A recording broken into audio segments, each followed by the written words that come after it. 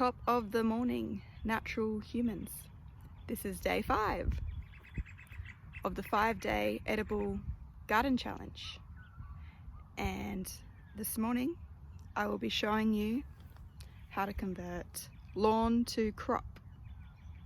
2 ways of converting lawn to crop. We're going to start with the slightly more complex one, still really easy. So that you can do this at home on top of your rental lawn, or where you would put a garden bed in the future, or on your land.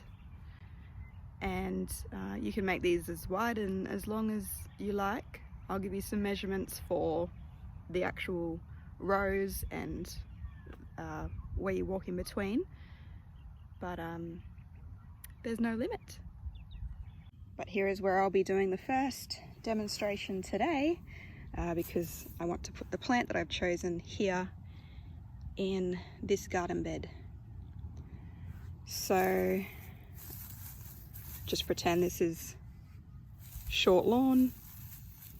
I've already done this on top of here, but I used more the second method I'm going to show you. So there's beautiful soil creating itself now under here with the earth that was already here, but I didn't add anything on top except for different mulches and nitrogen and water giving cuttings.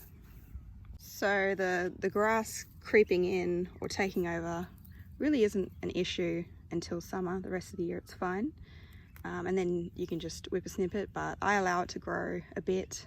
Gets pretty hot where I am in the Lockyer Valley. It can definitely be 40 degrees for 3 days or so.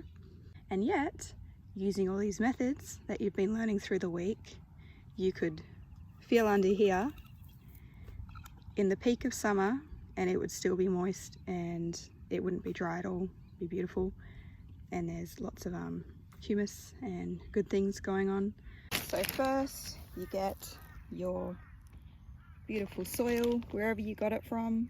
You want it to be organic or even biodynamic, or a nice sandy one from a good landscaper, hopefully. So when you're creating your crop rows, you can use sticks and string to measure out your rows, make them 90 centimeters wide, and then the walking paths between 50 centimeters wide. And in the 90 centimeter part, you can fit, when you have really good soil and you've done the right thing, and they have enough support, you can fit 6 vegetables across right next to each other. So first you lay down your soil, and depending which soil you got, but fairly much for any of the options. Now you would put some minerals and compost on top, so you can just make a light dusting of rock minerals, gypsum or zeolite.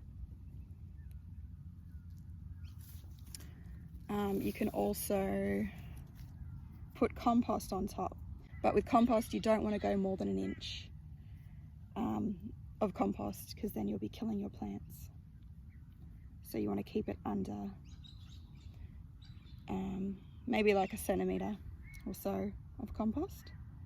That's right, you don't have to put down cardboard or newspaper when you're doing crop rows. It's not needed. In the second option I'll show you that, but for this one you don't need to. You just mow it low and mound the soil on. So you can mound the soil as high as you like. For this garden bed I am just going to do it like this because it's already had the first method done on top of it. And so yeah, once you've got it 90 centimeters and you got your rows, you've got your soil down and some minerals and compost. You don't have to do the minerals. You could order some biodynamic preparations, 6 plants across the 90 centimeters that you measure out. So on here I'm going to plant an artichoke, and I've wanted to put artichoke out here for ages. As you can see, it has 4 plants in it. I can try separating them when I open this, only if I can do it delicately enough, but that can mess up the life they've already built in the soil. The best thing to do, because people used to ask me if they could separate if they had multiple plants in one, the best way to keep them strongest and healthiest is just to plant this whole thing. And this is the first time I'm growing artichoke myself. It's a perennial vegetable, so it just keeps giving and stays in your garden. Excellent one to have. Apparently delicious. I can't believe I've never actually eaten one. I don't think, except for maybe on a pizza in the US, and I was obsessed with the taste. Yes, I think I have tried it. So yeah, what you would do if this is a plant that can't have plants growing so close next to it, you cut the smallest ones and keep the healthiest ones as they grow until you have one left. So if these were tomato plants, you do that. If you've got spinach or leafy greens, they can get pretty close together, but you just use it as it grows. But as you know, with those ones, if you have an edible garden at home, you don't have to take the whole plant out. With leafy greens, you just take the outer leaves. But this one's going to be a big giant plant, so see how it goes. I'll keep an eye on it and maybe just take the smallest plant out without pulling, just cut it. Keep that soil alive. So I've decided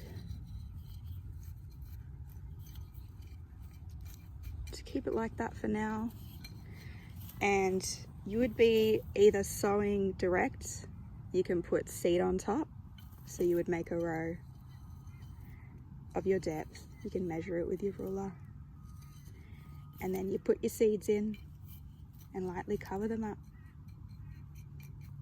and you could leave it hot with the sun on it all day, and then after 3 you can water with the fertilizer bath you make, or some seaweed fertilizer, or compost. You can make your own liquid compost. But if you're planting seedlings in, as I did when I did lawn to crop, because I had trays and trays of seedlings with my biodynamic seedlings that I had. When you do get them in, you just shimmy around, make sure the hole's filled. Actually, what I wanted to get to first is, this is what it would look like as you do your seeds still, but not for your seedlings. Because for your seeds, you've patted them down, you've put them in, and then you want to get your leaf litter mulch happening, and you want to just sprinkle and lightly cover the seeds you've put in, like leaf litter, so they still have enough light to pop up, but you've got some protection on this soil from the sun. So that's when you would do mulching after. When you're putting in seedlings though, you would want to do it the mulching first. So I've just got one plant here, so this is not going to be so painful. But when you're doing crop rows, you don't then want to have to delicately, because the seedlings are usually much smaller than this, have to pick them all up and put this around. It would take at least quadruple the amount of time to do that. So you want to make sure that all the soil is covered. Make sure there's enough coverage any time of year, even in winter. We had a 24-degree day yesterday. I mean, I went to the coast, but it's probably 22 here then. So you want to wait for if you've sowed seed direct, till after 3 to do your fertilizer. but when you're doing seedlings, you water straight away. So you do the fertilizer, and then if it's one that marks the leaves, puts black or brown marks on it, then you water afterwards to wash that off straight away. So now I will take you down the front to show you the easier way, which I used for Syntropic rows, mostly for trees. It wouldn't be my go-to for seedlings, this next one. You can sow seedlings in this one, but because it's a no soil one, you don't need soil to do it. Even when you put the fruit trees in after, you dig a hole, and I'll show you this. So if you were putting seedlings in, you'd be digging many little holes, adding soil in those holes, and then putting the seedling in. So this is a sorghum bale, a big round bale of sorghum. That is what I would recommend for this method. You could use lucerne or straw, but sorghum you can sometimes find even cheaper if it's been wet, and then you're like, great, well, I can use it for the garden. Cattle might not be able to eat it, but I can use it, and you can get them much cheaper. I think maybe they're usually 100 for a size that big. It's pretty big. I think I got them for 30 from a produce shed down here. Closer to the road now, where I've put some Syntropic rows, so I can have a garden down out front here, and as cars drive by they can see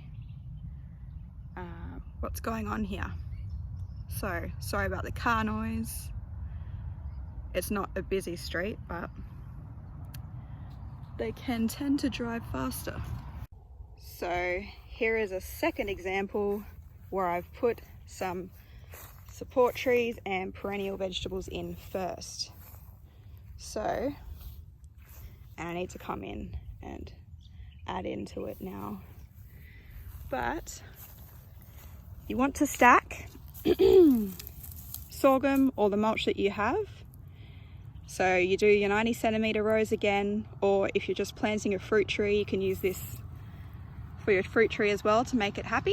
But you want to stack your mulch in the rows you're making. So this is the no soil one. You mow down really low. You can put, and I would recommend it for this one, you can put old bed sheets down, old organic clothes, which I've done, banana leaves, cardboard, newspaper, down on top of the grass first. And then you stack your mulch at least 8 inches. And you can go higher than that, but no point really. But the reason for the 8 inches is so the trees you're putting in instantly feel that forest environment, and they have enough protection.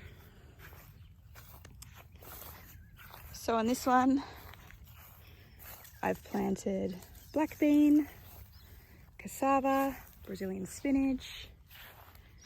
This may be a peppermint or a lemon scented. Let me try.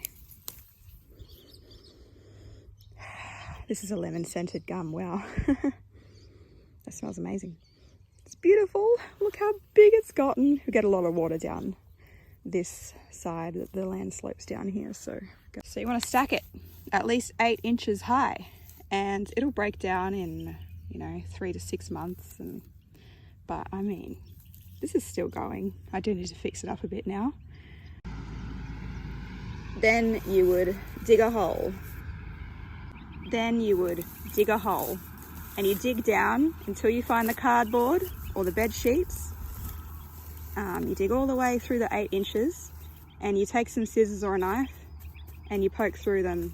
Where you're going to put your plant is where you're digging a hole, and poking through so that when they're sitting on top and their roots are going down, they can seek through it easy, because it will take a while for the cardboard and everything to break down. So you want to give the roots easy access to the earth underneath, because because there won't be grass issues underneath it. And that's it. That's it. It's the most easiest, quickest, cheapest way to create garden beds. And it is that simple. So that is the simplest, fastest, quickest way to make garden beds. So technically you could do that in your built garden beds and not just on the lawn. The action today is to measure out if you're doing lawn to crop.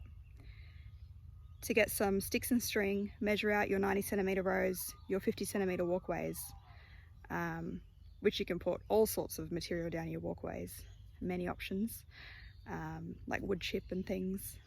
You could even grow a ground cover in them, but they will be stumped on a lot. So that concludes the 5-day challenge. And if you've watched them all and you haven't actioned them yet, please go through them today or this weekend and get them done in your garden. Because these are all ways that whether you have existing garden beds or not, you can start or expand or improve what you've already got. So thank you for joining, and if you have any friends that you would like to join in the challenge, tag them, invite them, let them know, send them a link in their inbox if you think they would get some valuable information from it. I will be posting in this Syntropic Agroforestry Australia Facebook group with more information. Let me know your questions in the posts I've made or just below videos, and the most commonly asked questions, I will do a video every month. I will find ways to give you value. Let me know what you need in your garden, what you need to know, what you've been wondering about, what issues or problems you've been having. So on the 27th of August, I am launching the quarterly Lockyer Valley Syntropic Food Forest membership. So I'm qualifying and allowing only 20 people in to my land and my space to come build out a food forest in the Lockyer Valley with their own hands, skip all the experimental stage, build a community. We'll all be training and doing the workshops and extra courses for people. So if that's something you're interested in, I'll be posting more about it on the page and in the group. So yes, inbox me if you're nearby and you're interested in that, and I'll send you the information. Thanks so much for joining the challenge, and give me some photos or feedback and let me know what you've improved or started in your gardens.